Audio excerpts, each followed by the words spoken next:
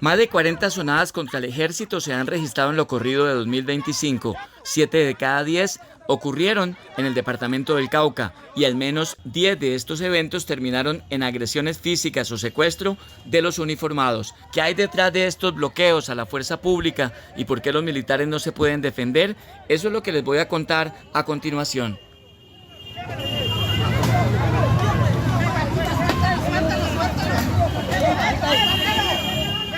En todos estos casos, campesinos claramente instrumentalizados por grupos armados ilegales, especialmente las disidencias de Iván Mordisco, rodean el ejército, le exigen que se vaya de la región y en algunas ocasiones los retienen o atentan contra ellos, como ocurrió la semana pasada en zona rural de Villagarzón, Putumayo, cuando en medio de una sonada, 2 soldados fueron brutalmente atacados.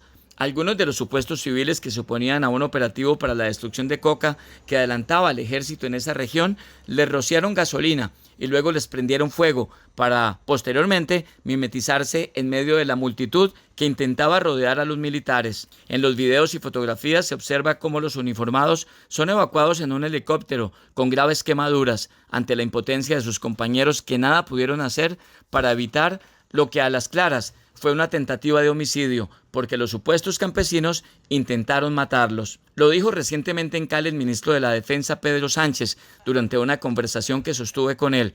En medio de esas sazonadas de supuestos civiles, hay guerrilleros infiltrados de estos grupos que empujan a los civiles y en algunas ocasiones participan en los actos más violentos. ¿En medio de esos campesinos hay guerrilleros? Sí. ¿O son solamente campesinos instrumentalizados? También hay criminales ahí. ¿Se mimetizan ahí? Sí, por ejemplo, pasó hace 8 días allí en el Guaviare. Entonces habían campesinos presionados, pero también otras personas, miembros, integrantes de esos grupos. Y se combinan ahí, inclusive le mostraron hasta cuchillos ahí a la fuerza pública. Y otros que son simpatizantes. El último episodio se registró este domingo en la vereda Los Tigres, en zona montañosa del municipio del Tambo, uno de los puntos de entrada al Micay. De la nada aparecieron decenas de campesinos que rodearon y retuvieron a 45 soldados por espacio de 14 horas. Cuentan los militares que algunos de los civiles les decían en voz baja: estamos haciendo esto obligados. Y si en este punto a ustedes les queda alguna duda de las amenazas e intimidaciones que utiliza el Frente Carlos Patiño para forzar a la comunidad a participar en estas sazonadas, escuchen este audio de uno de los comandantes de esa estructura criminal, un audio temerario que fue enviado a los habitantes de la vereda de Los Tigres a través de una cadena de WhatsApp.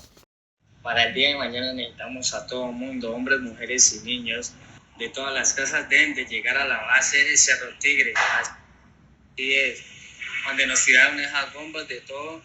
Allá tenemos que llegar a sacar al ejército. Eso desde que están poniendo minas es puro cuento. Ya saben, si no asisten, tendrán una multa de 2 millones de pesos. No se pongan con maricadas y pónganse a pensar las cosas muy bien.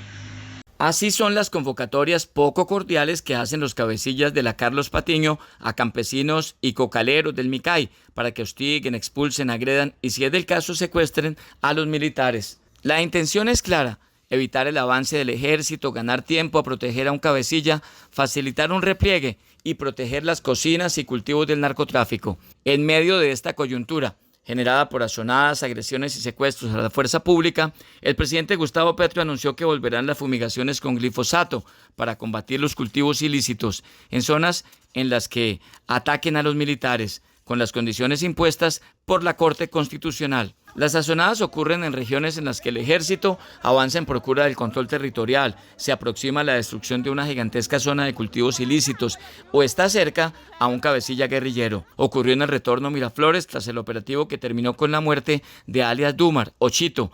Ocurrió en el Plateado cuando la fuerza pública emprendió la operación Perseo. Hubo azonada en Villagarzón, Putumayo, tras la destrucción de un gigantesco laboratorio, y en la vereda Tigres del Tambo tras la entrega de alias Giovanni, y al portas del ingreso al mítico Cañón del Micay. Por ejemplo, en la vereda Las Faldas de Maguipayán, un numeroso grupo de cocaleros rodeó y expulsó a los militares y policías que intentaban desarticular 2 poderosos laboratorios localizados en un resguardo indígena. Mientras unos detenían a los uniformados, la comunidad sacaba los hornos, la droga y otros elementos para guardarlos en sus casas. No colaboró la gente.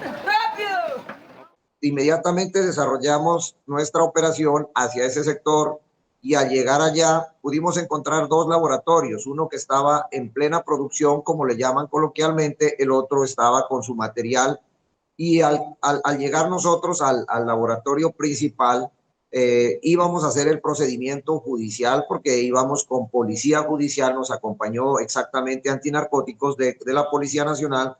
Inmediatamente la población prendió la alarma y por supuesto que nos asonó. La historia se repitió en Barbacoas, cuando militares avanzaban por el río Telembí hasta una zona de cultivos ilícitos, en donde lograron llevarse a un cabecilla de la columna Oliver Sinisterra que ya el ejército había capturado. Los campesinos están en medio de la guerra. De un lado están siendo instrumentalizados bajo amenazas, ustedes lo escucharon, con multas hasta de 2 millones de pesos, el destierro, la quema de su casa y hasta la muerte, cuando se oponen a esas órdenes desde un liderazgo social o los hacen quedar mal en público, como le ocurrió al vicepresidente de la Junta de Acción Comunal de Villacolombia en Jamundí, Rual Martínez. No quiso jalarle al tema de las sazonadas, se los dijo en una reunión y 6 días después lo mataron. Así las cosas, el narcotráfico sigue siendo el combustible de la guerra y recuperar el control territorial con inversión social y programas de sustitución efectivos pareciera ser la única salida a la grave resistencia que enfrenta el ejército, al menos en 8 departamentos, y que en cualquier momento podría generar una tragedia por el susto o la reacción nerviosa de militares acosados por estas comunidades. Si le gustó este informe, suscríbase a este canal tocando la campanita.